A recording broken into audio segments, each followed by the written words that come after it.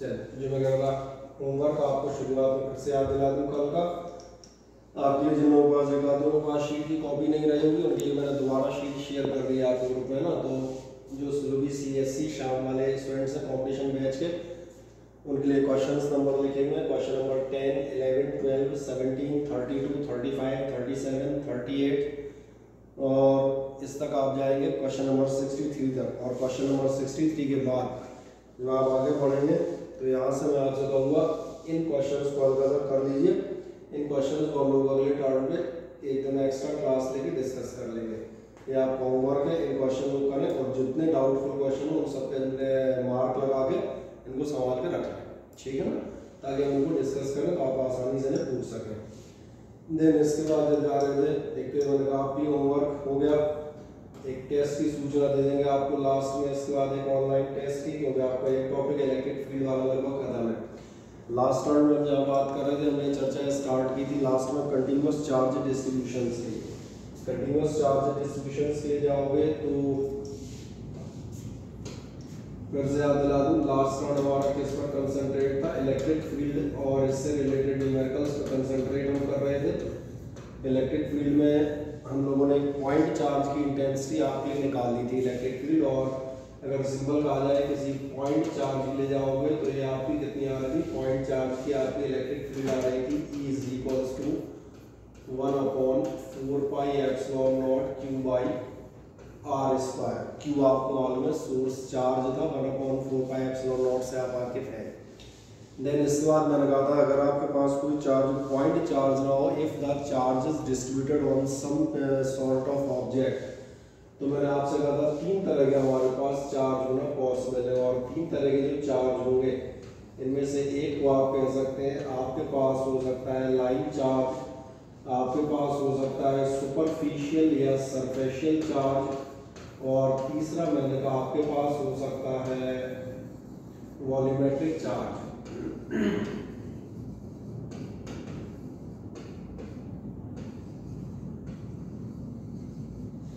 और तीन तरह के चार्ज कौन कौन से होंगे एक ही बार में सिंपल कंपैरिजन कर देते हैं। लाइन चार्ज आप कह सकते हैं ये 1 डायमेंशनल चार्ज होता है। सुपरफिशियल चार्ज आपको याद आएगा मैंने कहा था 2 डायमेंशनल चार्ज होता है।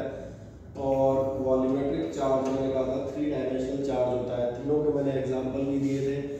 1 डायमेंशनल चार्ज या लाइन चार्ज का एग्जांपल था, एक था charge is distributed over a line और लेंथ, फॉर एग्जांपल रॉड हो, वायर हो, ये आपका लाइन चार्ज है।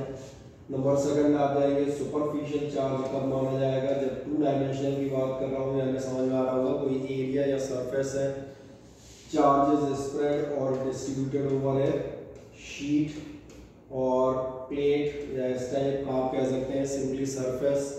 और तीसरा मैंने कहा था when the charge is distributed within some 3 dimensional object, यानी आप कह सकते हैं क्यूब हो, स्फीयर हो, सिलेंडर हो, 3 डायमेंशनल हो, पूरे वॉल्यूम में।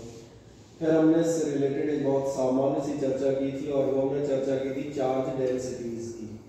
और यहाँ पर मैं एक साथ इसलिए दिखा रहा हूँ ताकि आपको आराम से समझ में आता जाए। चार्ज डेंसिटी जब आप बात करते हैं हमारे पास 3 तरह की चार्ज डेंसिटी थी। 3 तरह की चार्ज डेंसिटी में सबसे पहले हमने ली थी आपके लिए लीनियर चार्ज डेंसिटी। और लीनियर चार्ज डेंसिटी पर अगर आप जाएंगे तो हमें कहा था लैम्डा होगा as usual charge density, electron density, mass density, these are the words which you have learn in the last classes also. Lambda is equals to क्या होना चाहिए, वही आपका अंदाज चार्ज पर यूनिट लेंथ, समझ आ रहा है। और यूनिट अगर आप देखेंगे तो आपकी हो जाएगी कूलम पर मीटर। अगर ये आप चार्ज डेंसिटी कौन सी चार्ज डेंसिटी पर जा रहे हैं, सुपरफिशियल चार्ज डेंसिटी पर, तो इसको आप कह सकते हैं superficial charge density sigma is equals to कितना होना चाहिए, ये होना चाहिए Q/A लिख सकते हैं। कुछ बुक्स इसको Q/S लिख देंगे, एक ही बात है। चार्ज पर यूनिट एरिया या charge per unit surface area आप कह सकते हैं, ये हो जाएगा कूलम पर मीटर स्क्वायर।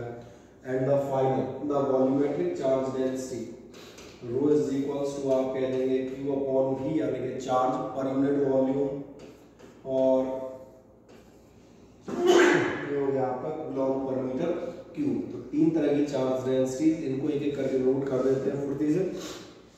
कुछ इनसे रिलेटेड एडवांस चीजें बताता हूँ। पहले काम कर दिए, हेडिंग डाल दीजिएगा कंटिन्यूअस चार्ज डिस्ट्रीब्यूशंस। एक नेक्स्ट हेडिंग पे आप चले जाएंगे कंटिन्यूअस चार्ज डिस्ट्रीब्यूशंस।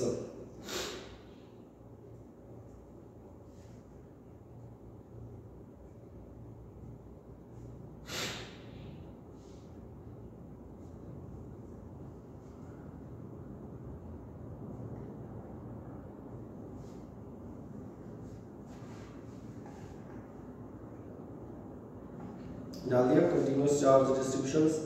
अब फर्स्ट आप जाएंगे कंटिन्यूअस चार्ज डिस्ट्रीब्यूशन में, दिख रहा होगा सबसे पहला कौन सा आएगा आपका, लीनियर चार्ज या लाइन चार्ज। नंबर ए आप पढ़िएगा लाइन चार्ज, एक एक लाइन बताते आते हैं सिंपली। नंबर फर्स्ट आप लेंगे line charge.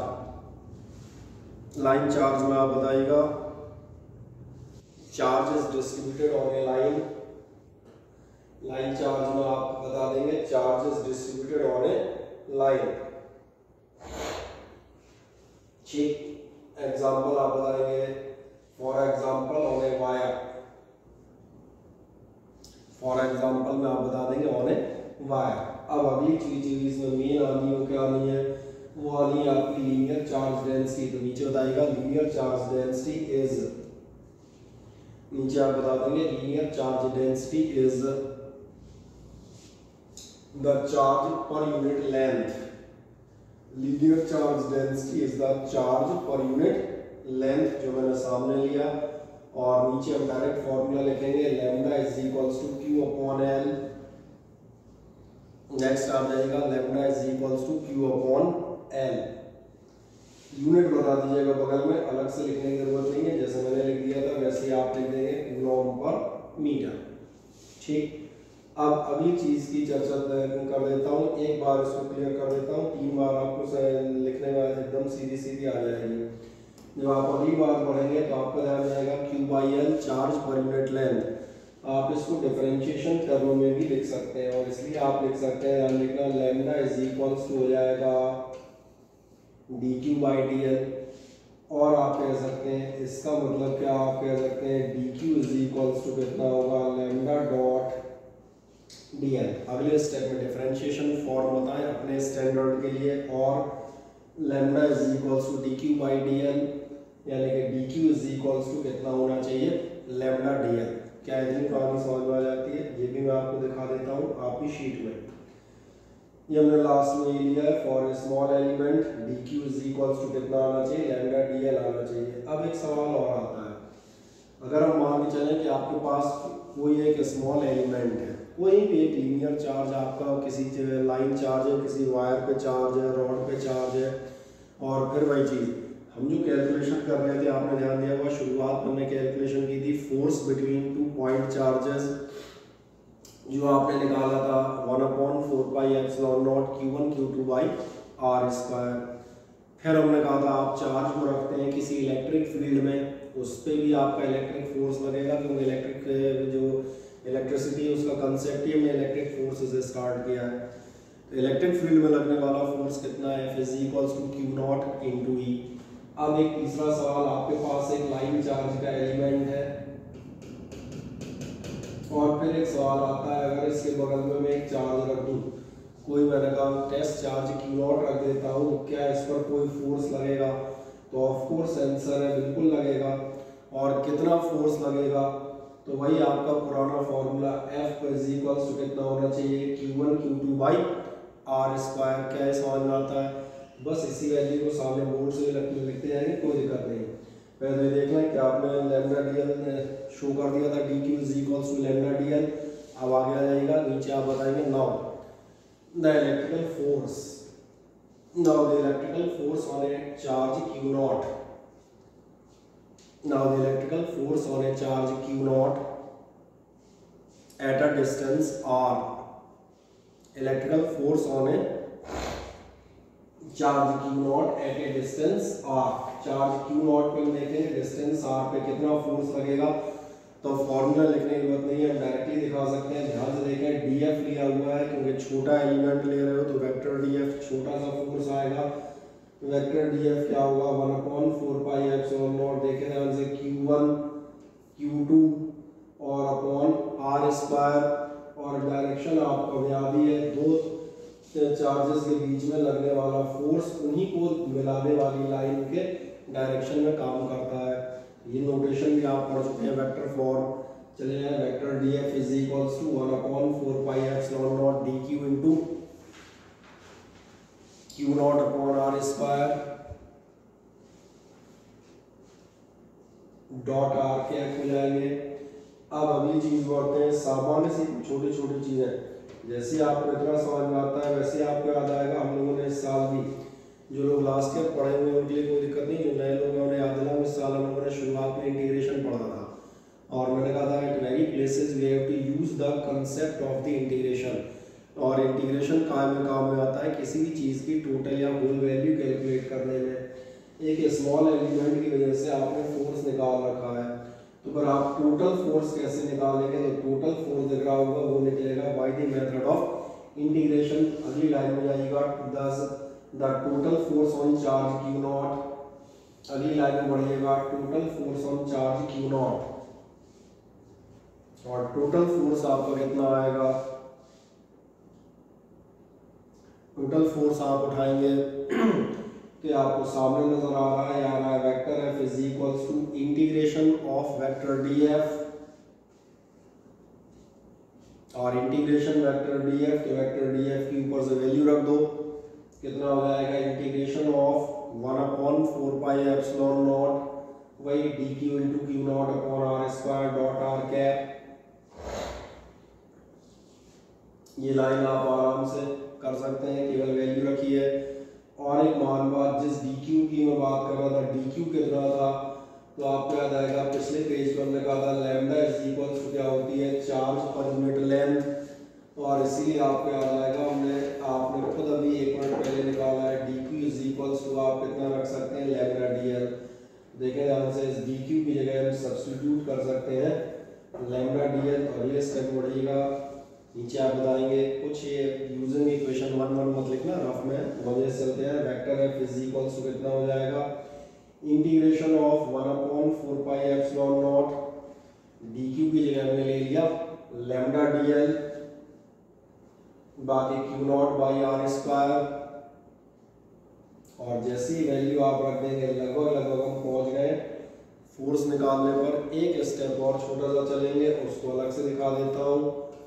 Vector F is equals to रख दें dq की जगह लैम्डा dl, कांस्टेंट आपको मालूम है बाहर ले लिए जाते हैं 1/4πε0 लैम्डा Q0, ये सब कांस्टेंट नजर आ रहे होंगे, रख लो इनको। कितना आप कह सकते हैं, वेक्टर एफ इज इक्वल्स हो जाएगा Q0 अपॉन 4πε0, और साथ में इंटीग्रेशन आपका होगा,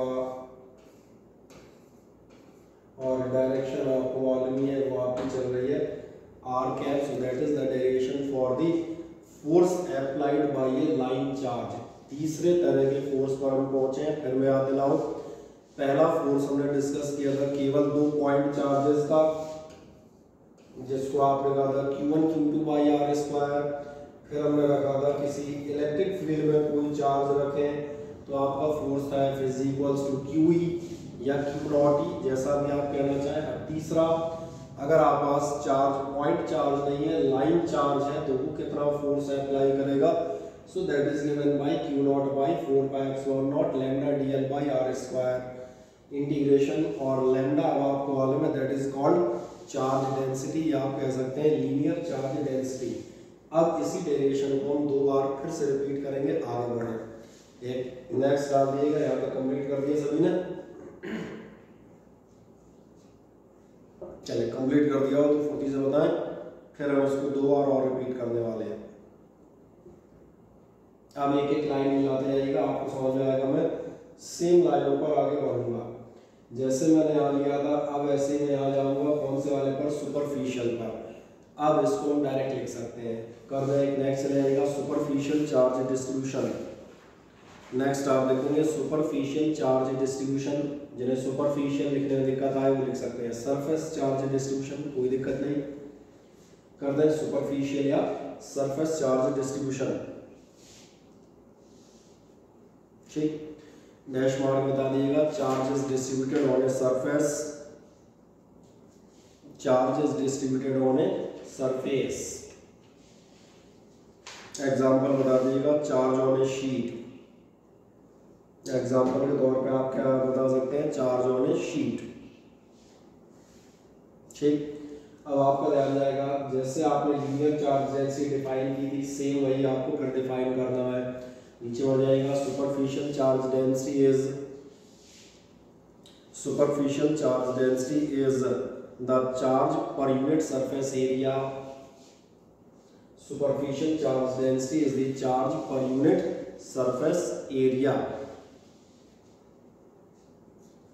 और इसीलिए अब आपको मिलेगा sigma is equals to Q upon a, coulomb per metre square. Next बढ़ जाएंगे, sigma is equals to Q by a, coulomb per metre square.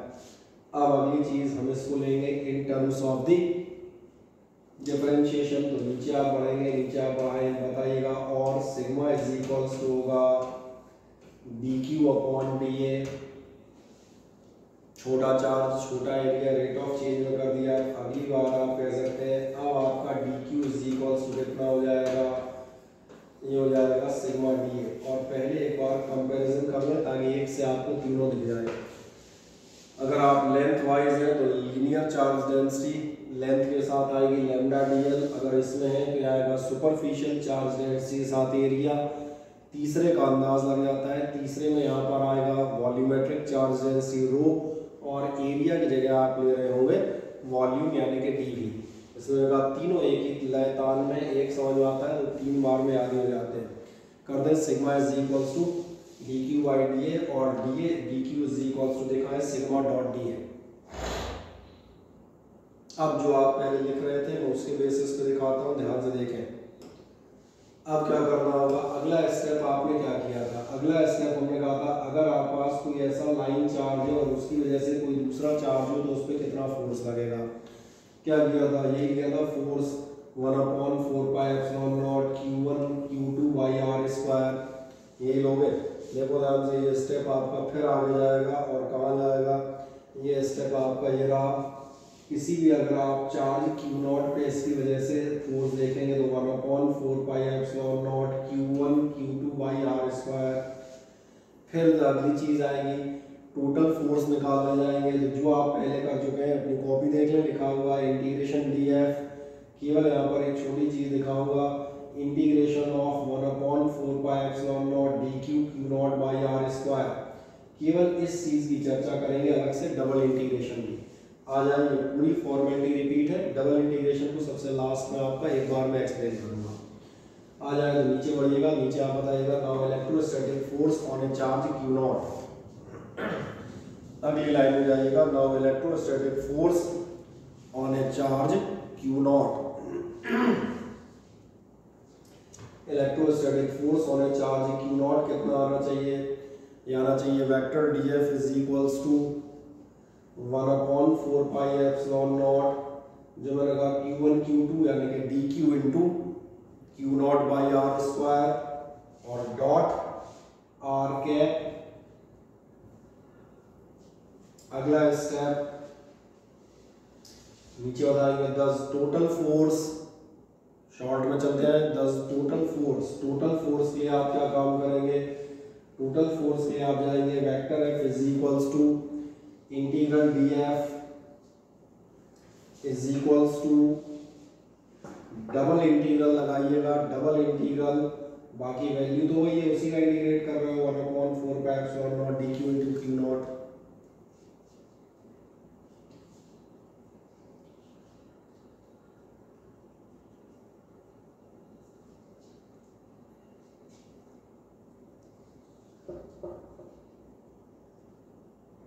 आराम से इस लाइन तक आ जाए, कूलॉम्ब फोर्स का फॉर्मूला लगाएं, टोटल के लिए इंटीग्रेट कर दें।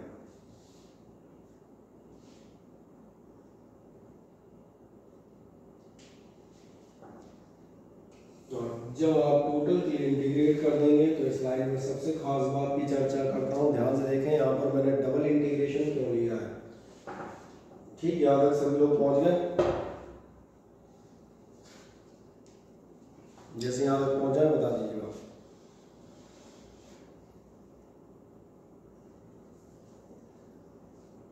ठीक, ओके। यहाँ पर मैंने इंटीग्रेशन डबल क्यों लिया है ये मैं ज़रूर बताऊंगा। एक्चुअली इंटीग्रेशन का मतलब क्या था, इंटीग्रेशन का मीनिंग था कि टोटल वैल्यू निकालना या पूरी की पूरी कैलकुलेशन करना किसी भी फिजिकल क्वांटिटी की। जब आप होल वैल्यू या टोटल वैल्यू निकाल रहे होते हैं तब आपको ज़रूरत पड़ती है इंटीग्रेशन की।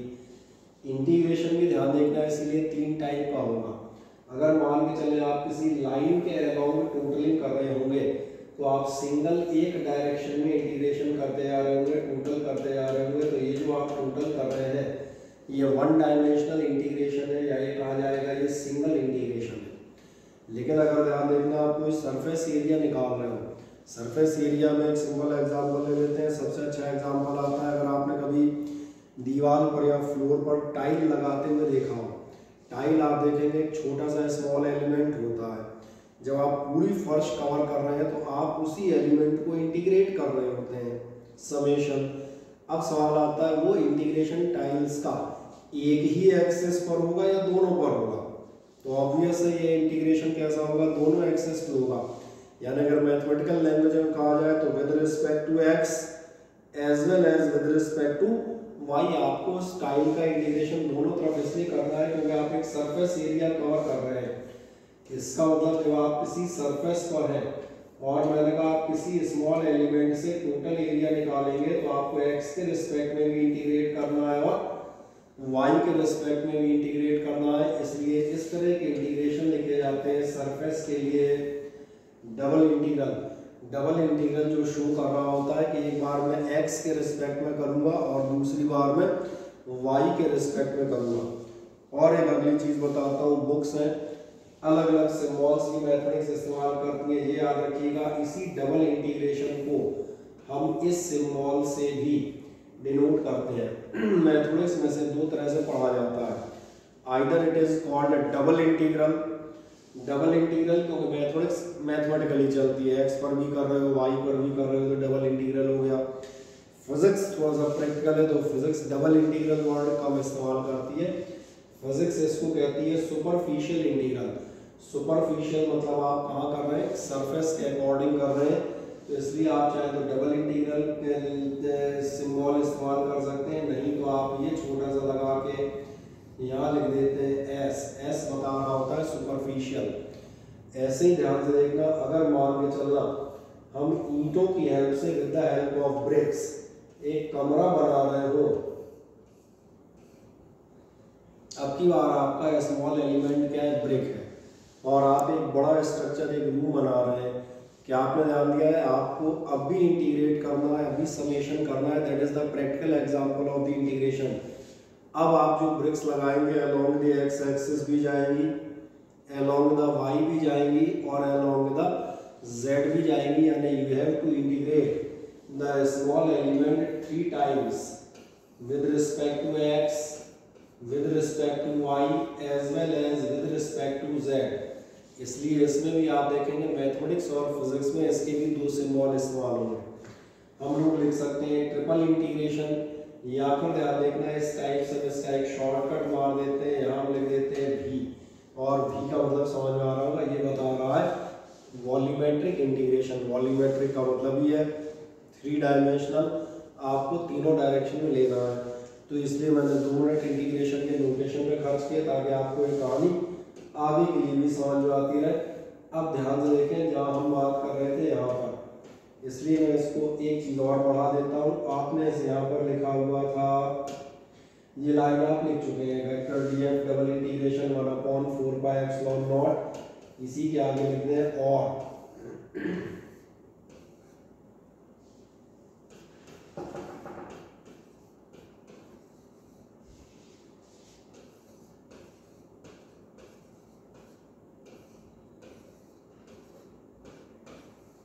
कुछ नहीं किया है, ध्यान देंगे सेम लाइन मैंने रिपीट की, लाइन तो वही लिखी है, केवल मैंने नोटेशन दिखा दिया है कि आप इसको डबल इंटीग्रल से लिख सकते हैं और इसी इंटीग्रल को हम सुपरफिशियल इंटीग्रल या सरफेशियल इंटीग्रल से भी लिख सकते हैं।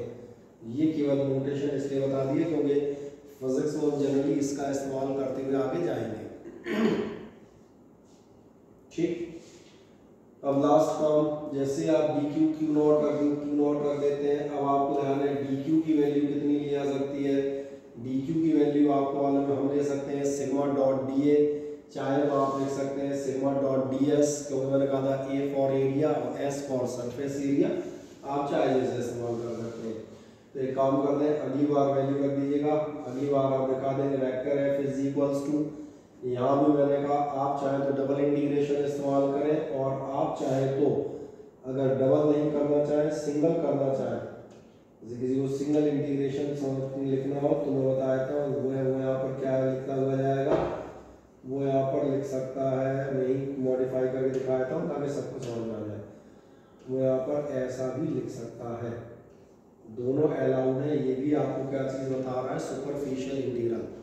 चलो इस बार इस ढंग से लिख देते हैं, लिख दें vector F is equals to superficial integral 1/4 pi epsilon naught, और दिख रहा होगा डी क्यू की जगह मैंने कितना रख दिया है, सिग्मा डी एस। बस कॉमन कर लीजिएगा बाहर, कितना हो जाएगा, जैसे आप ऐसा करेंगे क्यू नॉट और 4 पाई एप्सिलॉन नॉट बाहर हो जाएंगे,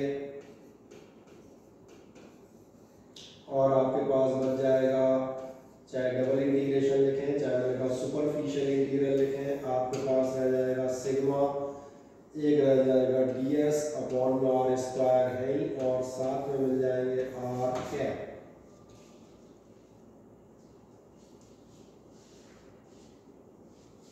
ठीक, बढ़ा दें इसी लाइन को आगे मजे से 1/4 पाई एप्सिलॉन नॉट, और यही कहीं कॉमन कर लो, एक लाइन में निकल जाएगा। ठीक, ओके। अब अगली चीज पर जाते हैं। इस बार अगली चीज जिस पर आप जाएंगे, तीसरा आपको समझ में आ रहा होगा, तीसरा कौन सा हो जाएगा, volumetric charge distribution. Volumetric charge distribution में जाएंगे तो दिख रहा होगा, आपको सीधा लिखते हुए चलना है, एक नेक्स्ट डालना है volumetric charge distribution. Next heading चले जाएगा वॉल्यूमेट्रिक चार्ज डिस्ट्रीब्यूशन, और इसमें आप बताएंगे charge is distributed, volumetric charge distribution, इसमें आप लिख देंगे charge is distributed in the entire volume of a body, is distributed in the entire volume of a body. अब आपको अपनी कॉपी से भी आप लिख सकते हैं, उसमें मेरे लिखाने लायक कुछ नहीं बचा, नीचे बढ़ जाएगा volumetric charge density is, volumetric charge density is the charge per unit volume, volumetric charge density is the charge per unit volume, और चार्ज पर यूनिट वॉल्यूम लिखोगे तो फिर अगले स्टेप में आप क्या चीज़ बता सकते हैं, अगले स्टेप में आप बता सकते हैं rho is equals to Q upon V, और साथ में आप बता देंगे कूलॉम पर मीटर क्यूब, और नीचे बता देंगे और रो इज इक्वल्स टू, अब हो जाएगा d Q by D v, ये अब आप निकाल ही चुके तीसरी बार, तो आपका d Q is equals to कितना निकल आएगा, अब आपका निकल आएगा रो डी वी, दिखा दें rho is equals to Q by V coulomb per metre cube, और रो इज इक्वल्स टू आप दिखाएंगे D Q by D V, या आप कर सकते हैं D Q is equals to कितना हो सकता है रो डी वी। फिर लास्ट कहानी, अगर ये वॉल्यूमेट्रिक चार्ज डिस्ट्रीब्यूशन है, इसकी वजह से भी किसी दूसरे चार्ज पर फोर्स लगेगा, तो कितना फोर्स लगेगा, दो बार आप देख चुके हैं, उसी फॉर्मेलिटी फिर से पूरा करेंगे, नीचे बढ़ जाएगा 10 the force acting on a charge q naught, does the force acting on a charge q naught, और force acting on a charge q naught, ध्यान देंगे जो लास्ट बार है इसलिए मैं दिखा देता हूँ, और येलो कलर से लिखता हुआ जा रहा हूँ, आपको दिख जाएगा आराम से। Force acting on a charge q naught निकालोगे कितना होगा, ये होगा 1/4 पाई एप्सिलॉन नॉट q1, जो आपका वॉल्यूमेट्रिक चार्ज था, इनटू Q2 जो आपका Q नॉट है अपॉन आर स्क्वायर, और डायरेक्शन आपको मालूम है कितनी होगी आर कैप।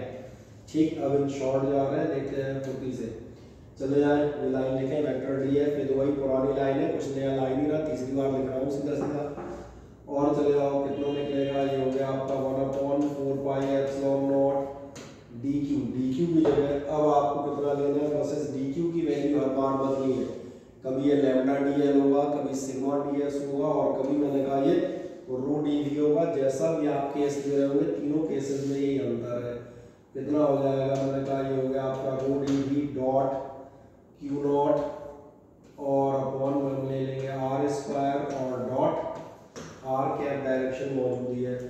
चले बढ़े अगले स्टेप तक, इस लाइन में पहुंच जाए फुर्ती से 1 सेकंड के अंदर। फिर मैं इसी लाइन को मॉडिफाई करता हूँ, यहीं पे टोटल आंसर निकाल दूंगा। बड़े vector D F is equals to 1/4 pi epsilon not d q dot Q not upon are square dot are cap. D q की वैल्यू रखें, अब की बार कौन सी रख रहे हो, वॉल्यूमेट्रिक वाली, क्योंकि आपने वॉल्यूमेट्रिक को यही बदलेगी बस हर बार। लैम्डा डी एल, कभी सिग्मा डी एस और कभी रो डॉट डी वी। अब तीसरे नंबर पे जाते हैं, टोटल फोर्स निकालते हैं। तो नीचे जाएगा 10 टोटल फोर्स और टोटल फोर्स निकालेंगे, यही निकल आएगा। देखो ध्यान से टोटल फोर्स कैसे निकलेगा। अब आप कर देंगे vector F is equals to vector f निकालेंगे। तो आपको क्या काम करना पड़ेगा, आपको करना पड़ेगा इंटीग्रेशन। जब इंटीग्रेशन करोगे तो अब कैसा इंटीग्रेशन, या तो आप ध्यान रखना आप लिख सकते हैं ट्रिपल इंटीग्रेशन, ये भी पीछे बता रहा था। ट्रिपल इंटीग्रेशन भी यही बता रहा है कि आप एक्स पर कर रहे हैं, वाई पर कर रहे हैं, जेड पर कर रहे हैं। But this symbol is generally used in mathematics. Pure mathematics में इसका इस्तेमाल करते हैं क्योंकि वहाँ function of x, function of y और फंक्शन ऑफ जेड के टर्म्स में होते हैं। हमारे लिए जनरली क्या होता है, एरिया या वॉल्यूम टर्म आते हैं। तो इसलिए हम कौन सा प्रेफर करते हैं, ये वाला सिंबल प्रेफर करेंगे। तो देखें हमने कुछ नहीं किया है, सेम लाइन आप दिखा दें वॉल्यूमेट्रिक इंटीग्रेशन, और जैसी वॉल्यूमेट्रिक इंटीग्रेशन दिखाओगे ध्यान देखो 1/4 पाई एप्सिलॉन नॉट और क्यू नॉट आपके कॉमन हो जाएंगे। ठीक, इनको मैं आज मिटा देता हूँ और साथ में आपका बना रहेगा integration of rho D v by are square. खत्म हो गया, इसे लगा था एक लाइन में खत्म हो जाएगा। और हम मजे से मैंने कहा वैल्यू रखें, इंटीग्रेट कर दें, हो गई गाड़ी खत्म। खुद भी आप कर सकते हैं, ऐसा कोई ऐसी चीज़ लिखी नहीं है। तीसरी बार लिख रहा हूँ, तीसरी बार में आप इसको मजे से लिख सकते हैं। अब एक लास्ट चीज़ और जाएगी, कल कंप्लीट करें, फिर एक लास्ट चीज़ और आपको दिखाता हूँ। ठीक है, मीटिंग एंड हो तो दोबारा ज्वाइन कर लीजिएगा, ये ध्यान रखिएगा।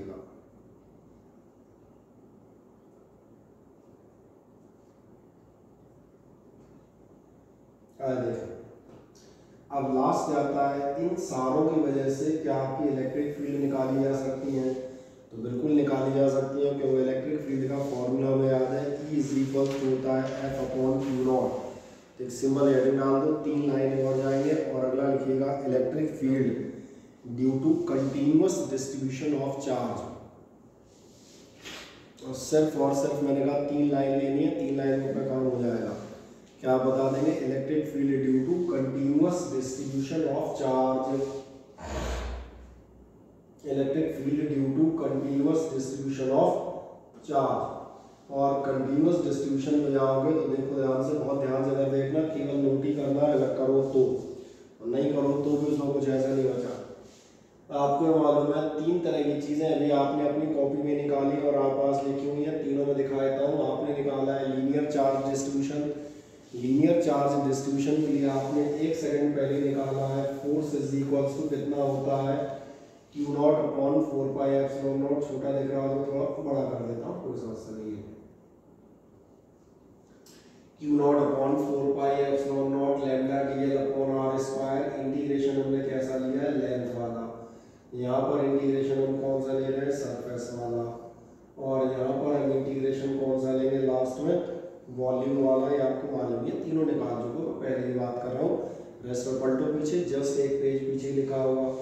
जब F निकल गया तो ध्यान देखना, F जिसके पास मौजूद है वो E इज इक्वल टू कितना बताएगा, F upon q not.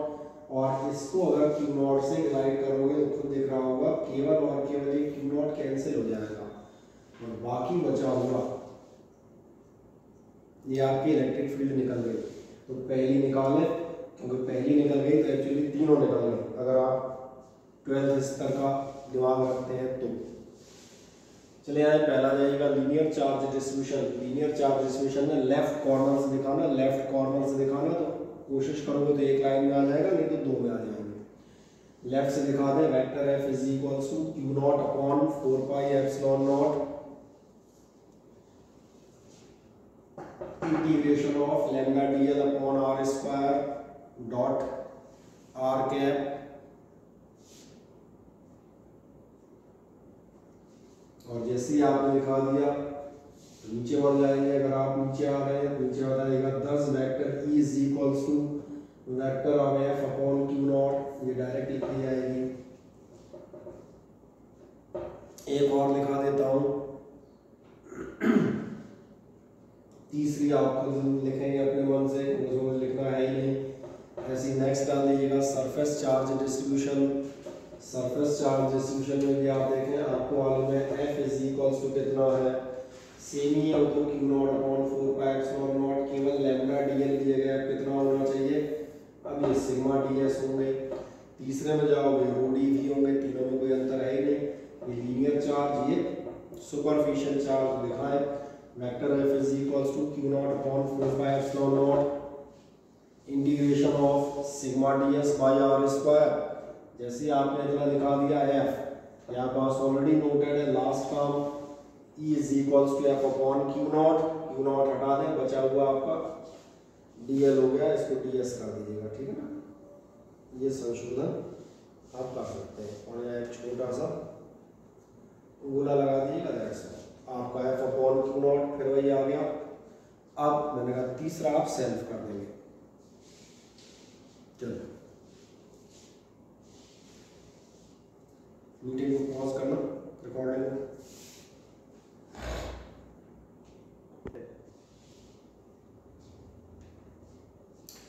Electric dipole में आप जाएंगे, इसके बाद मैंने कहा नया टॉपिक स्टार्ट आपने यहाँ से कर रहे हैं। मैंने कहा इलेक्ट्रिक डाइपोल पे जब चलोगे, इलेक्ट्रिक डाइपोल मैंने कहा ये आपने कहाँ सुना होता है, लास्ट ईयर केमिस्ट्री में आप केमिकल बॉन्डिंग पढ़ रहे होते थे। केमिकल बॉन्डिंग में आपको ध्यान होगा आयोनिक बॉन्ड पढ़ रहे थे, कोवेलेंट बॉन्ड पढ़ रहे थे। क्या आपको ध्यान है, कुछ कंपाउंड पोलर कंपाउंड्स होते हैं, और पोलर कंपाउंड का एग्जांपल याद दिला देता हूँ, HCl, H2O, ये हमने पोलर कंपाउंड के तौर पे पढ़े, जिन्हें याद है उन्हें हल्का सा याद दिलाऊं। फॉर एग्जांपल तो आपका HCl आप देखेंगे, HCl is formed by the covalency. HCl में आपका H और Cl दोनों आपके क्या काम कर रहे होते हैं, इनमें कहीं ना कहीं एक इलेक्ट्रॉन का बॉन्ड बना होता है, कोवेलेंट शेयरिंग हुई होती है। तो सवाल में आगे आता है कि आपके Cl ये भी वही है, एक सिंगल बॉन्ड इन दो एटम्स के बीच में भी आता है जब आपके पास Cl2 मॉलिक्यूल बनता है, और एक HCl में भी यही बनता है। ये पोलर कंपाउंड नहीं है, ये कोवेलेंट मॉलिक्यूल है और ये पोलर मॉलिक्यूल है।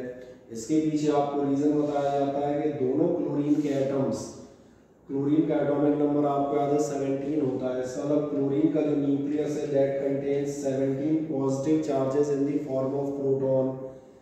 ये वाला आपका क्लोरीन भी 17 प्रोटॉन्स कंटेन करता है in the form of positive charge. क्या आपका ध्यान जा रहा है, ये जो नेगेटिव चार्ज का पेयर है, जो दो इलेक्ट्रॉन्स का कोवेलेंट बॉन्ड से आपने शेयरिंग करके पेयर बनाया है, ये बिल्कुल मिड में होगा, क्योंकि दोनों साइड आपके इलेक्ट्रोस्टैटिक अट्रैक्शन कैसे हैं, सेम है। चूंकि इलेक्ट्रॉन का एक्सचेंज नहीं हुआ है, इसलिए ना इस पर कोई चार्ज होता है ना इस पर कोई चार्ज होता है, और इसलिए पढ़ते हैं कोवेलेंट बॉन्ड कैसा होता है, चार्जलेस। आयनिक बॉन्ड में इलेक्ट्रॉन्स के ट्रांसफर होते हैं, they have the charges. Now go for this bond, ये एक ऐसा बॉन्ड है ध्यान रखना दोनों का घालमेल होता है। ये आपका कहा जाए आयनिक और कोवेलेंट बॉन्ड का कुछ मिक्सचर टाइप है। मिक्सचर टाइप क्यों, इसके पीछे कारण है। इसमें भी आप देखेंगे यहाँ पर दोबारा हमने शेयरिंग ऑफ इलेक्ट्रॉन की है, आपके पास ये एक इलेक्ट्रॉन पेयर बना हुआ है, लेकिन इसमें और उसमें छोटा सा फर्क है। और वो फर्क ये है कि जब आप देखेंगे इसके पास अंदर केवल एक प्रोटॉन है, और इसके पास आप देखेंगे कितने प्रोटॉन है, 17 प्रोटॉन है। इसका आपको समझ में आ रहा होगा, due to this electrical imbalance, इस इलेक्ट्रॉन पेयर नेगेटिव चार्ज के एक साइड और इस साइड दोनों साइड के पॉजिटिव चार्जेस की क्वांटिटी में बहुत ज़्यादा फर्क है। सिग्निफिकेंट डिफरेंस है, इसका मतलब ये electron pair just in the middle आपका नहीं होगा और ये इलेक्ट्रॉन पेयर हल्का सा डिस्प्लेस होता है। और जब भी इलेक्ट्रॉन पेयर हल्का सा डिस्प्लेस होगा वो भी अंदाज है किस तरफ डिस्प्लेस होगा, तो इसका डिस्प्लेसमेंट होगा towards the chlorine, more number of protons. और अगर ऐसा हुआ तो तुम्हें मालूम है इलेक्ट्रॉन जिस तरफ शिफ्ट होते हैं, जिस साइड जाते हैं, वहाँ पर नेगेटिव चार्ज बढ़ने लगता है, यानी यहाँ पर हल्की सी नेगेटिविटी डेवलप होगी which is given by del negative. और डेल नेगेटिव ये याद आ गया होगा लास्ट ईयर हम पानी का मॉलिक्यूल H2O, HCl, NH3 यानी अमोनिया, इनके स्ट्रक्चर आपने बना रखे हैं केमिस्ट्री में। हम डेल पॉजिटिव और डेल नेगेटिव से ही केमिस्ट्री में शो करते थे। डेल नेगेटिव बता रहा है slight negative charge, not the negative but the slight negativity develops on the chlorine similarly, जिससे इलेक्ट्रॉन पेयर दूर हटता जा रहा है उसके ऊपर हल्का सा डेल पॉजिटिव चार्ज कहीं ना कहीं डेवलप होगा या मान में चलेंगे। इनके डिटेल हम लोग भी आगे पढ़ेंगे क्योंकि हम polar and non polar compounds के बारे में चर्चा करेंगे।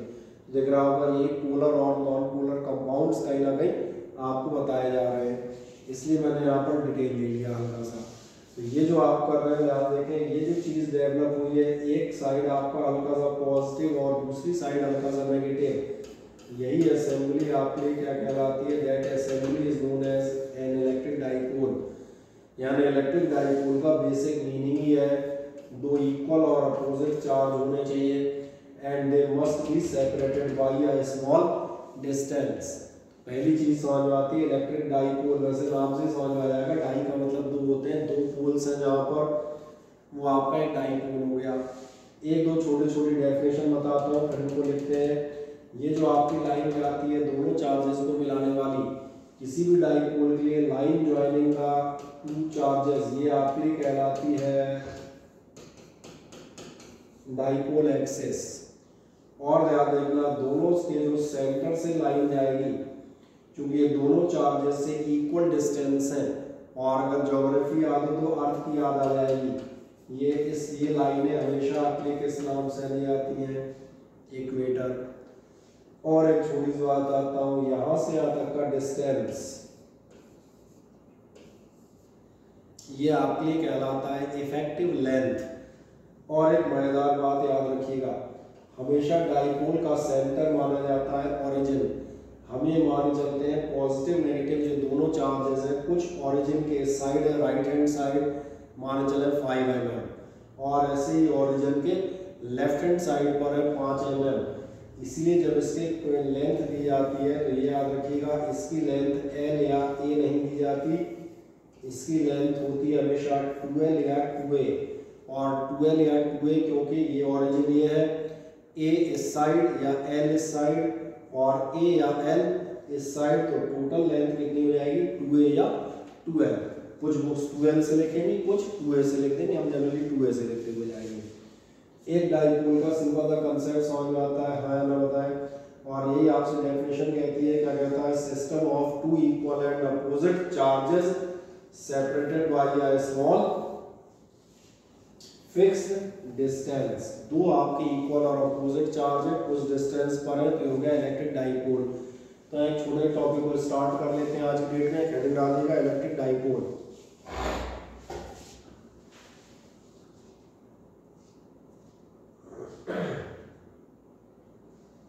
इलेक्ट्रिक डाइपोल में पहली लाइन तो ये आप बता दीजिएगा, system of two equal and opposite charges. छोटी छोटी डेफिनेशंस हैं, याद हो जाए। क्या आपसे कहता है, system of two equal and opposite charges, two equal and opposite charges separated by a small fixed distance, separated by a small fixed distance.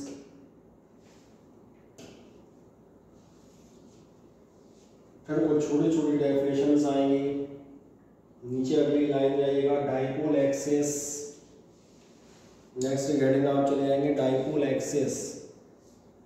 Dipole axis में आप बताइएगा line joining negative to positive charge, the line joining negative to positive charge. और अगर आप ध्यान से देखेंगे तो यही मैं आपको बता रहा था, नीचे फिगर में दिखाता भी जा रहा हूँ। ये जो आपकी फिगर बनाने की जरूरत नहीं है, तो कभी 3-4 बार बनेंगे। ये जो लाइन है नेगेटिव से पॉजिटिव चार्ज को ज्वाइन कर रही है, ये आपकी किस नाम से आनी जाती है, डाइपोल की एक्सिस के नाम से। अब सेकंड जाइएगा, number second equator.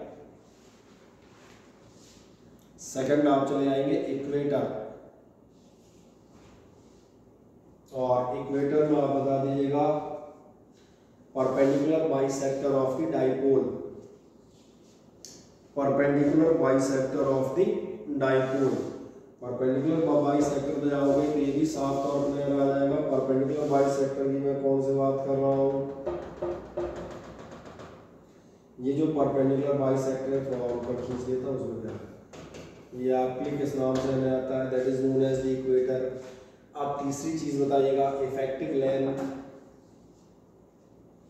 Effective length मैंने क्या कहा था, अभी आपसे ध्यान है, मैंने कहा था इन दोनों चार्जेस के बीच का जो डिस्टेंस है ये आपके लिए क्या कहलाएगा, इफेक्टिव लेंथ। ठीक, नेक्स्ट चले जाएगा इफेक्टिव लेंथ। इफेक्टिव लेंथ में आप बताएंगे the distance between the two charges, the distance between the two charges. और ध्यान रखना इसको मैंने कहा था हम काय से लिखेंगे, 2a से। और 2a क्यों, याद दिला दूं, ये ओरिजिन है, a on right a on left, दोनों साइड के कोऑर्डिनेट a और a होंगे, दोनों साइड के डिस्टेंस a और a लिए जाएंगे। बढ़ जाएगा, क्या आपने बता दिया, effective length distance between the two charges, और ब्रैकेट में लिख देंगे 2a। ठीक है, तो आपने डिस्टेंस की वैल्यू बता दी। अब एग्जांपल बता दें, प्रैक्टिकल डाइपोल्स कौन से हैं, तो नीचे लिख दीजिएगा प्रैक्टिकल डाइपोल। प्रैक्टिकल डाइपोल में ये दो एग्जांपल तो लास्ट ईयर केमिस्ट्री से ही मैंने लिए हैं, NH3 और आपका HCl लिख दें, NH3 HCl क्लोरोफॉर्म। और आते हैं 2-3 बाकी पानी। आप पानी इसलिए सबसे बेहतर सॉल्वेंट माने इसलिए आता है, पोलर होता है। ठीक है, 3-4 एग्जांपल बहुत है निकाले, क्लोरोफॉर्म एक्सेट्रा। अब हम जाते हैं अगली चीज पे, एक बहुत इंपॉर्टेंट डेफिनेशन आएगी, और वो डेफिनेशन है बहुत ज़्यादा इंपॉर्टेंट डेफिनेशन, वो आती है डाइपोल मोमेंट। डाइपोल मोमेंट देखेंगे तो ये लगभग हर साल पेपर में कहीं ना कहीं आपसे पूछी जाती है। हर क्वेश्चन जो डाइपोल से रिलेटेड आएगा उसमें एक उदाहरण के तौर पर पूछ लिया जाता है व्हाट इज डाइपोल मोमेंट, फिर बाद में क्वेश्चन स्टार्ट होता है। तो इसलिए डाइपोल मोमेंट लिखें। नेक्स्ट डेफिनेशन बता दीजिएगा डाइपोल मोमेंट, और डाइपोल मोमेंट में आप डैश मार्क लिख दीजिएगा, it gives the strength of dipole. Dipole moment में आप बताएंगे it gives the strength of dipole, ये आपके डाइपोल की स्ट्रेंथ बताता है। किसी भी डाइपोल की स्ट्रेंथ काय पे डिपेंड करेगी, ध्यान देखना, डाइपोल की स्ट्रेंथ दो बातों पर डिपेंड करेगी। नंबर 1, तुम्हें मालूम है दो चार्जेस इक्वल और अपोजिट हैं, बीच में कुछ डिस्टेंस है, तो बस यही चीज, कितना चार्ज है और कितना डिस्टेंस है, यही चीज डाइपोल की स्ट्रेंथ है। ध्यान देखें, इसीलिए आप समझ में आ जाएगा डाइपोल मोमेंट क्या होता है, Q × 2a। नीचे आप बता दीजिएगा it is the product of, नीचे आप बताएंगे it is the product of any one charge and, it is the product of any one charge and effective length, product of any one charge and effective length. और any one charge and effective length का product है, तो नीचे आप नीचे दिखा दें vector P is equals to कोई भी चार्ज और साथ में किससे मल्टीप्लाई कर रहे हैं आप, इफेक्टिव लेंथ से। दिखा दें vector P is equals to Q dot vector 2a। अब यहाँ से 3 चीजें निकल आएंगी, 3 चीजें जो आपकी निकलेंगी उन्हें बहुत ध्यान से देखिएगा। ये आपसे पूछी गई चीजें हर बार, पहली बात तो आपने बता दिया डाइपोल मोमेंट क्या है, स्ट्रेंथ बताता है, product of charge and effective length है। 3 चीजें जो आपको समझ में आ रही है उनमें से पहली मैं बताता हूँ। सबसे पहले नीचे बता दिएगा नंबर ए आप बताइएगा वेक्टर क्वांटिटी। ये आपको ध्यान रहे कैसी क्वांटिटी है, ये वेक्टर क्वांटिटी है, सिंबल से दिख रहा है। तो फिर एक सवाल बन जाएगा वेक्टर क्वांटिटी है तो इसका डायरेक्शन हम कहाँ से करा लें, वेक्टर क्वांटिटी है तो इसका डायरेक्शन याद रखिएगा। इसका डायरेक्शन लिया जाता है हमेशा नेगेटिव टू पॉजिटिव चार्ज। तो लिखते हैं वेक्टर क्वांटिटी और आगे बताएंगे डायरेक्शन के लिए यही सिंबल बना दें, बढ़िया ध्यान रहेगा। बाकी शीट में पढ़ते रहना। शीट में लिखा है vector quantity directed from negative charge to positive charge, मैंने कहा शीट से पढ़ लीजिएगा। फिलहाल आप कितना बता सकते हैं, नेगेटिव टू पॉजिटिव। ये पहली चीज जो मैंने कहा था बहुत एसेंशियल वेक्टर क्वांटिटी है और इसका डायरेक्शन। दूसरी चीज जो आपको हमेशा से मालूम है वो आपको मालूम है इसकी यूनिट। और यूनिट ध्यान देगा, जब यूनिट लिखोगे इसकी यूनिट आती है कूलॉम-मीटर। अब बहुत ध्यान रखिएगा, जब भी लिखिएगा तो सी बड़ा और एन छोटा बनाइएगा, कोशिश कीजिएगा बीच में डॉट लगाएं। अदरवाइज बहुत सारे लोग अपनी गंदी राइटिंग के चलते ऐसा लिख देंगे और बाद में से सेंटीमीटर पढ़ेंगे। इसलिए मैंने कहा ये ध्यान रखेंगे, कूलॉम मीटर, चार्ज का कूलॉम और लेंथ का मीटर लिखें आराम से। यूनिट में आप बता देंगे यूनिट कूलॉम मीटर, और एक यूनिट बता देते हैं और डिवाई, DEVYE, और एक वैल्यू बता दें चाहे तो एक डिवाई कितना होता है, 1 डिवाई इज इक्वल्स टू होता है 3.3 इंटू 10⁻⁻30 कूलॉम इंटू मीटर। एक आध जगह कई बार मल्टीपल चॉइस क्वेश्चन में पूछा गया क्वेश्चन। एक डिवाई किसकी यूनिट है, तो अब डिवाई याद रहेगी डाइपोल मोमेंट की यूनिट है और होती कितनी है, तो 3.3 इंटू 10⁻⁻30 कूलॉम। और लास्ट चीज होगा इसकी डायमेंशन। डायमेंशन ध्यान देना, डायमेंशन कितनी होगी, डायमेंशन में क्या हो गए, चार्ज की डायमेंशन मालूम है 80 और लेंथ की डायमेंशन मालूम है L। तो मैं क्रम से लिख देता हूँ, कितनी हो जाएगी NTA, खत्म। L फॉर लेंथ और चार्ज का आपका हो गया 80। तो यूनिट दिखा दें और मैंने कहा साथ में आप दिखा दें इसकी डायमेंशन। और ये मैंने कहा इस टॉपिक से एक क्वेश्चन आपको 100% मिलेगा, ये मैं आगे आपको दिखाता हुआ जाऊंगा बराबर, ठीक, बढ़िया। डाइपोल मोमेंट के बाद अब जो हमारी अगली कहानी आएगी वो हमारी कहानी आती है electric field due to an electric dipole. तो एक सिंबल भी काम कीजिएगा, अभी निकालिएगा electric field due to electric dipole, electric field due to electric dipole. अब आगे आ जाए, अब अपन असली बात को शुरू करते हैं।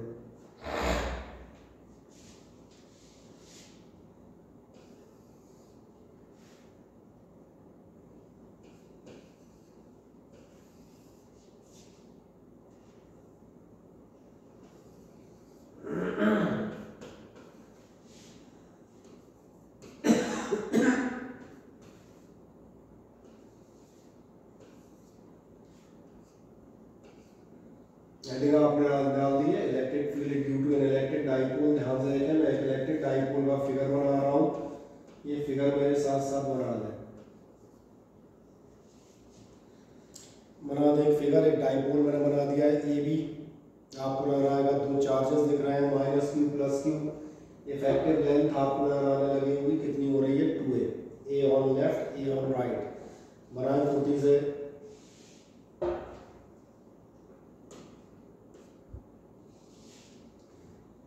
ठीक है। हेडिंग की जगह छोड़ देना एक लाइन, उसकी भी चर्चा करते हैं।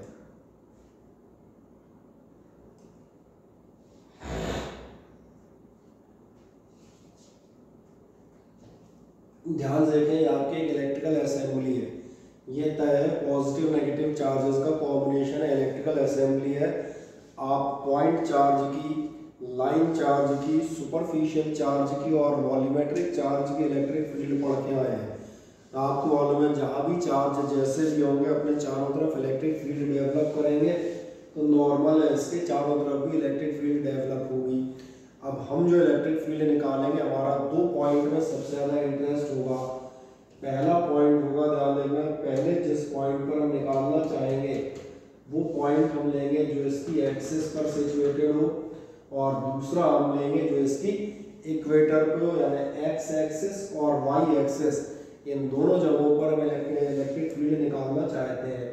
तो मान के चले, अभी मैं सपोज करता हूँ, अभी पहली कंडीशन में जो आपसे ले रहा हूँ, वो मैं मान के चलता हूँ पॉइंट यहाँ पर है और कितने डिस्टेंस पर है। तो ध्यान रखना, मैं पिछले टर्म्स में कहा था डिस्टेंस हमेशा आप नापते हैं सेंटर टू सेंटर। ये मैंने मान लिया डाइपोल के सेंटर से आप कितनी डिस्टेंस पर है, r डिस्टेंस पर है। एक r और दिखा दे, इस पॉइंट पर मैं इलेक्ट्रिक फील्ड निकालना चाहता हूं।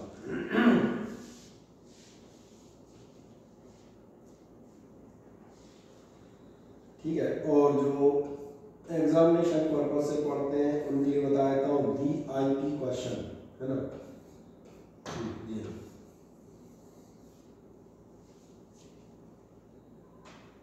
क्यों लिखा है वो अपने आप पिछले सालों के पेपर देखोगे, जब हम टेस्ट लेंगे तो अपने आप समझ में आ जाएगा। Why I have said VIP question, ठीक है ना। हम जो बात कर रहे थे, पहली बात तो ये समझ में आ रही थी, इलेक्ट्रिक डाइपोल है मेरे पास, इसकी वजह से इलेक्ट्रिक फील्ड जनरेट होगी। मैं ऑन एक्स एक्सिस या डाइपोल एक्सिस पर इसकी इंटेंसिटी निकालने की कोशिश करूंगा। ये जो कंडीशन है मैं इस पॉइंट पर निकाल रहा हूँ। यहाँ देखना है पेपर में जिस नाम से आती है, अब मैं वो नाम बताता हूँ। ये आपकी कहलाती है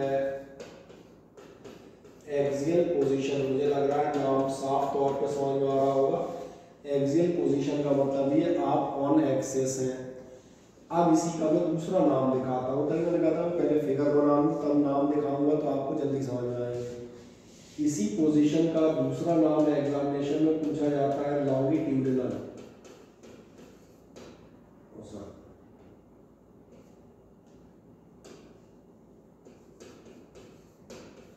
लॉन्गिट्यूडिनल पोजीशन क्यों कहलाती है? लॉन्गिट्यूडिनल माने तो याद है, लॉन्गिट्यूडिनल मतलब अलोंग द लेंथ, ट्रांसवर्स मतलब परपेंडिकुलर या खड़े में। अभी लास्ट ईयर मैंने लॉन्गिट्यूडिनल और ट्रांसवर्स वेव्स के नाम आते थे कई बार, तो जब आप लॉन्गिट्यूडिनल पे जा रहे हैं तो याद देखें अलोंग द लेंथ है, ये लॉन्गिट्यूडिनल पोजीशन है। जब आप ऐसे में जाएंगे खड़े में तो क्या कहलाएगी? Transverse position. और एक तीसरा नाम दिखाता हूँ, तीसरा नाम होता है इसका,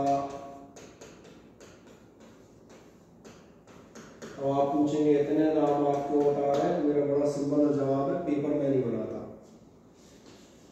ठीक है ना, पेपर जो बनाएगा वो उसके हाथ में होगा कौन सा नाम इस्तेमाल करें। मैंने तीनों इसलिए बता दिए ताकि आप एग्जामिनेशन में ये नहीं कहें कि ये हमें कंडीशन कराई नहीं।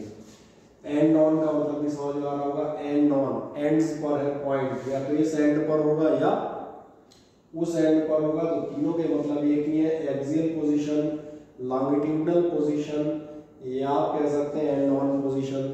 बाकी इस क्वेश्चन में मैं करना धरना कुछ नहीं है। अगर आपको याद आए, हमने कल लास्ट टर्म में इलेक्ट्रिक फील्ड का सुपरपोजिशन प्रिंसिपल पढ़ रहे थे। आपने ट्राइंगल का, और ट्राइंगल तो छोड़ो, आपने स्क्वायर के 4 कोनों पे रखे चार्ज का 4 इंटेंसिटीज का टोटल निकाल दिया था। इसलिए अब इस क्वेश्चन में कुछ इसलिए नहीं बचा कि ध्यान देखो, जब इस पॉइंट पर इंटेंसिटी निकालने जाओगे, इसमें मैंने कहा था न्यूमेरिकल साथ साथ करते जाएगा, आ जाइएगा, आपके कंसेप्ट बिल्टअप हो जाएंगे। न्यूमेरिकल डेरिवेशन में हेल्प करेंगे आगे के, और डेरिवेशन हेल्प करेंगे आगे के न्यूमेरिकल में। हाँ, उल्टा भी हो सकता है, अगर न्यूमेरिकल नहीं आते तो डेरिवेशन नहीं आएंगे, डेरिवेशन नहीं आएंगे तो न्यूमेरिकल नहीं आएंगे, कुल मिला के मैंने कहा जब आप इस पे जाएंगे तो इस पॉइंट पे देखें 2 इंटेंसिटीज डेवलप होंगी, एक नेगेटिव क्यू की और एक पॉजिटिव क्यू की। जो लगे आज हम चाहते हैं कि डायरेक्शन भी बना लें, तो और ध्यान से देखें नेगेटिव और पॉजिटिव क्यू।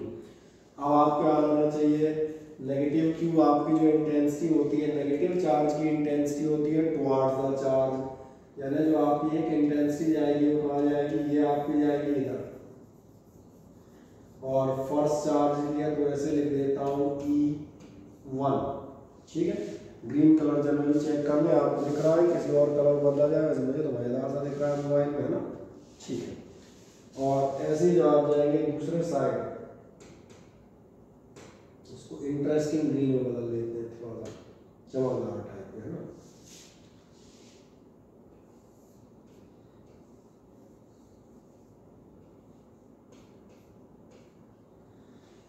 नेगेटिव चार्ज की intensity towards the charge, positive charge की इंटेंसिटी कहाँ जाएगी? पॉजिटिव चार्ज की इंटेंसिटी होती है away from the charge outward, तो ये जाएगी आपकी आउटवर्ड। और यहीं से मुझे एक चीज समझ में आ जाती है, इस डेरिवेशन की कि चूंकि दोनों इंटेंसिटीज अपोजिट डायरेक्शन में है, इसलिए इन दोनों का रिजल्टेंट दोनों का माइनस होगा। जो मैंने कहा कल स्क्वायर सभी की चीज़ें हम सॉल्व कर रहे थे तो अपने आप दिख जाएंगी। दोनों इंटेंसिटीज के डायरेक्शन देखें, नेगेटिव पॉजिटिव नेचर के बेसिस पे टुवर्ड्स या अवे, और उसके बाद उसके अकॉर्डिंग उनका एडिशन या सब्ट्रैक्शन करेंगे जो भी डायरेक्शन आ रहा हो। तो फिगर कंप्लीट कर दें, बस अपना लगभग काम पूरा है। केवल कुछ फॉर्मेलिटी बची है, उनको पूरा करना रह गया। फॉर्मेलिटी हम कहते हैं एलसीएम लेना है ना। आए बना दें फिगर। डेरिवेशन मैंने का कॉन्सेप्ट बेसिस पे लगभग कंप्लीट है। क्या करना पड़ेगा, जो हम काम पहले कर रहे थे ध्यान से देखो। फिगर आप सबने बना दिया था, दोनों इंटेंसिटी डायरेक्शन दिखा दी, प्लस माइनस, नेगेटिव वाला टुवर्ड्स द चार्ज, पॉजिटिव वाला अवे फ्रॉम द चार्ज। और जैसे ही अदा करते हो दोनों चीजें जाएंगे, ध्यान देखना, डिटेल लिख देता हूँ, ध्यान देखना। आप बताएंगे electric field due to charge minus q. जब आप माइनस क्यू चार्ज में से इलेक्ट्रिक फील्ड निकालेंगे तो आपका जो वेक्टर E1 है, जो भी इसकी वैल्यू आएगी, मॉड वेक्टर E1 की बात कर रहा हूँ, केवल वैल्यू की कितनी आएगी आपकी, आती है 1/4 pi epsilon not Q upon R square. और R स्क्वायर ध्यान दो डिस्टेंस A से लेके P तक का डिस्टेंस। चलो फिलहाल मैं यहाँ पर लिख देता हूँ, दिख रहा है भैया, E1 इसकी वजह से 1/4 पाई एप्सिलॉन नॉट, यहाँ से लेके यहाँ तक का डिस्टेंस जो भी होगा वो लिया जाएगा। सामान्य ज्यामिति लगा दें, ये डिस्टेंस कितना हो जाएगा, R प्लस A दिख रहा है, यहाँ से अगर का R हो गया और ये A हो गया, तो इसको आप कह सकते हैं ये हो जाएगा 1/4 pi epsilon not Q upon R plus A का होल स्क्वायर। ये पहली इंटेंसिटी हमारे लिए निकल आती है। चले जाए आगे की तरफ, फिर थोड़ा सा और आगे बढ़ूंगा।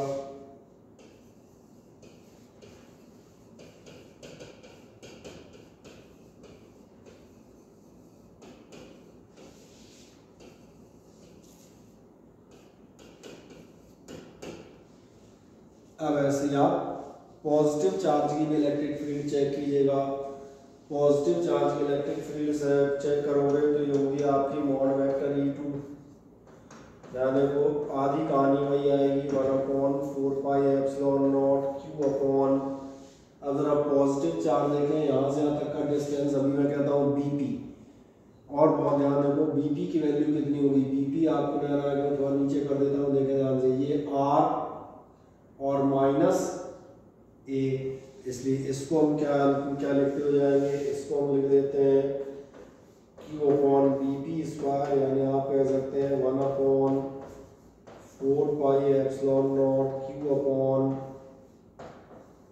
इसलिए मैंने कहा था फिजिक्स में कोई महान मैथ्स नहीं लगनी, बस इतनी मैथ्स लगेगी कि आपको जो है डिस्टेंसेस एडिशन सब्ट्रैक्शन करना नजर आ रहे हो। ये हो गया आपका R प्लस है और BP हो गया आपकी R माइनस है। दोनों इक्वेशंस लिख दें, और जैसे ही दोनों इक्वेशंस लिख दें वैसे मुझे बताइएगा, फिर मैं आगे जाऊँगा। जैसे आपके दोनों इक्वेशन लिखने वाले हैं मुझे बता दीजिएगा यस सर या डन करके, तो मैं आगे बढ़ूँगा। ठीक है ना, मैं देख लेता हूँ। बढ़िया, ओके। तो फिर अपना लगभग काम एंड पे भी आ गया, क्योंकि मैंने कहा जैसे ही दोनों आपके पास इंटेंसिटीज भी निकल गई। लास्ट फिगर पे एक बार और निगाह मारे, मैंने कहा था E1 और E2, एक की फील्ड अट्रैक्टिव है, दूसरे की फील्ड आपकी रिपल्सिव है, दोनों उल्टा मुंह किए खड़ी हैं। इसका मतलब इनका जो आपका टोटल आएगा वो क्या आएगा, दोनों का डिफरेंस आएगा, दोनों का एडिशन नहीं आएगा। बढ़िया, सभी लोगों ने कंप्लीट कर दिया है, तो मेरी बात भी समझ में आ गई होगी। मैं इसमें से इसको सब्ट्रैक्ट करने वाला हूँ। नीचे एक लास्ट लाइन बढ़ जाएगा, दस द रिजल्टेंट इलेक्ट्रिक फील्ड, नीचे बढ़ जाएंगे रिजल्टेंट, और रिजल्टेंट में चले जाए दस द रिजल्टेंट इलेक्ट्रिक फील्ड। तो रिजल्टेंट अगले पेज में नहीं निकाले, इससे अपने को ये भी दिखता रहेगा जरूरत पड़ने में। ठीक है, आप आगे जाएंगे, आगे आप बढ़िएगा, आगे आप बताएंगे रिजल्टेंट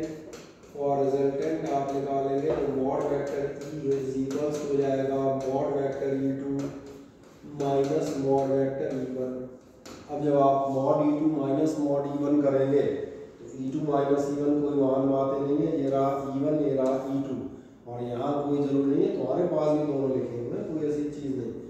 मजे से इनकी वैल्यू रख देता हूँ, कितना हो जाएगा 1/4 pi epsilon not Q upon R minus a whole square minus 1/4 pi epsilon not Q upon R plus a whole square. मुझे लग रहा है वैसे ही समझ में आ रहा होगा।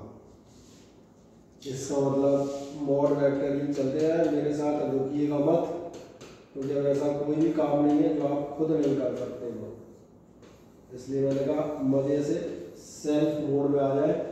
मैं तो हेल्प के लिए सॉल्व करता जा रहा हूँ। 1/4 pi epsilon not Q common हो जाएंगे, a माइनस बी और a प्लस बी, इनका एलसीएम आपको मालूम ही है, ये हो जाएगा a square minus b square, ये इधर पहुंच जाएंगे उधर पहुंच जाएंगे, यानी आप कह सकते हैं r प्लस ए का होल स्क्वायर और माइनस, ठीक है, इसको आप मुझसे मत कहिएगा कि मैं समझाऊं, ये आप सेल्फ कर सकते हैं। मैंने पहली बार मजे से साथ साथ बढ़ते हैं 40 से, क्योंकि हम रुकेंगे नहीं, इस डेरिवेशन को एंड करेंगे अगले 1-2 मिनट में।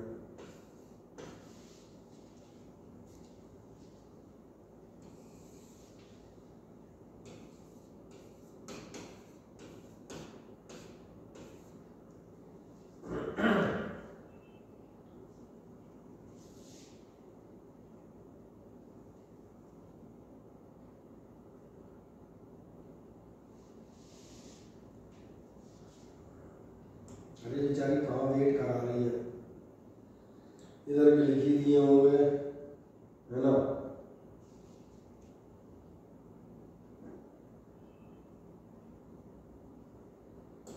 इनकी वैल्यू रख दें 40 से।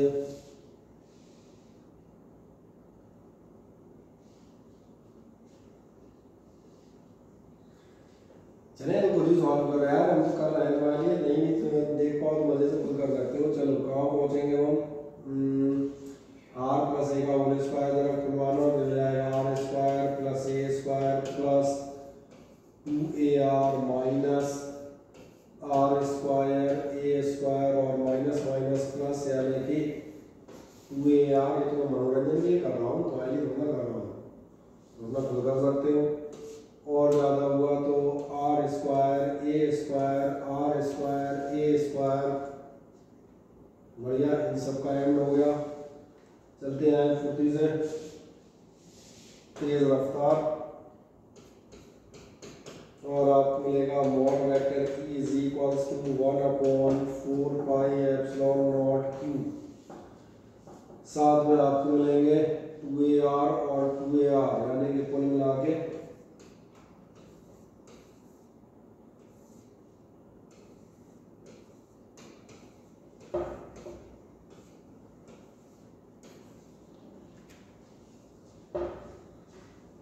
चलिए और आगे बढ़े।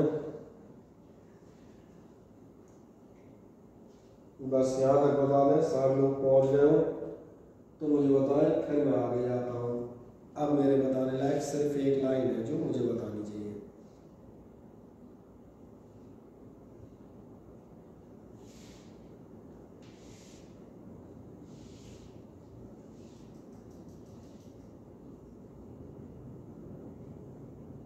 ठीक, अब अगर आपने इतना कर दिया है तो बस यहाँ पर एक काम करें, आप बगल में हम एक चीज़ लिख देंगे और बगल में हम लिख देंगे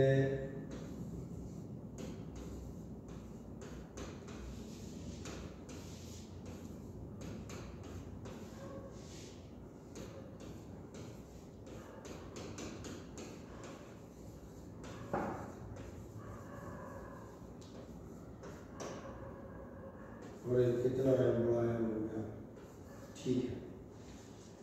but Q dot 2 is equals to P is dipole moment, ठीक है। तो ये अब आपने जो डेफिनेशन लिखी थी आपको ध्यान है, Q डॉट 2 को हमने माना था डाइपोल मोमेंट।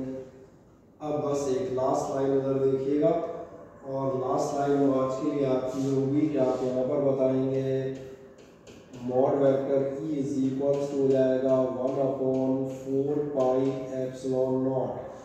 ये तो अपने को नजर आ ही रहा है। देखना ये जो 4a नजर आ रहा है इसमें से 2a ले लेता हूँ इसके साथ, ये बन जाएंगे p और 2a बचा रहेगा, देख रहा है इसका 2a और ये q, ये तो हो गए p। 2 बच रहा है तो 2 को बचा रहने दो, r बच रहा है तो बचा रहने दो और अपॉन में आपके बच रहे हैं r square minus a square का होल स्क्वायर। चूंकि इस डेरिवेशन की आखिरी लाइन है इसलिए इसमें हम एक बहुत महत्वपूर्ण लेटर और लिखेंगे और वो लिखेंगे, ये आपको याद होना चाहिए, ये हमेशा हम लिखते हुए जाते हैं। लिखा दें mod vector is equals to 1/4 pi epsilon not 2pr upon r square minus a square का होल स्क्वायर। और जब आप इतना कर देते हैं तो छोटी सी कंडीशन और इसमें दिखा देता हूँ बस, और इसी के साथ हमारा डेरिवेशन कंप्लीट एंड हो जाएगा। और नीचे दिखा दीजिएगा एक कंडीशन, कंडीशन में आप बताइएगा if the length of dipole is small, condition में लिख दें if the length of dipole is small. क्योंकि आपको याद आएगा मैंने प्रैक्टिकल डाइपोल का एग्जांपल दिया था HCl मॉलिक्यूल, मॉलिक्यूल की साइज स्मॉल नहीं वेरी स्मॉल की कैटेगरी में आती है। तो हम चल रहे हैं the length of dipole is small, और ध्यान जा रहा होगा स्मॉल का मतलब क्या है कि आपके डाइपोल की अपनी साइज a डिस्टेंस के कंपैरिजन में कैसी होनी चाहिए, बहुत छोटी। अब याद आ गया होगा, इन चीज़ों को हम इस्तेमाल करते हुए अगले स्टेप में बताएंगे length of dipole is very small, a very less than r। और इस जगह पर आप क्या करते आए हैं याद आ जाता है, चाहे मैथमेटिक्स हो और चाहे फिजिक्स, हम हर जगह ऐसे में नेगलेक्ट करते थे। सो नेगलेक्टिंग a स्क्वायर, आओ मजे से a स्क्वायर को नेगलेक्ट करते हैं। So that will give you mod vector is equals to 1/4 pi epsilon not 2pr upon,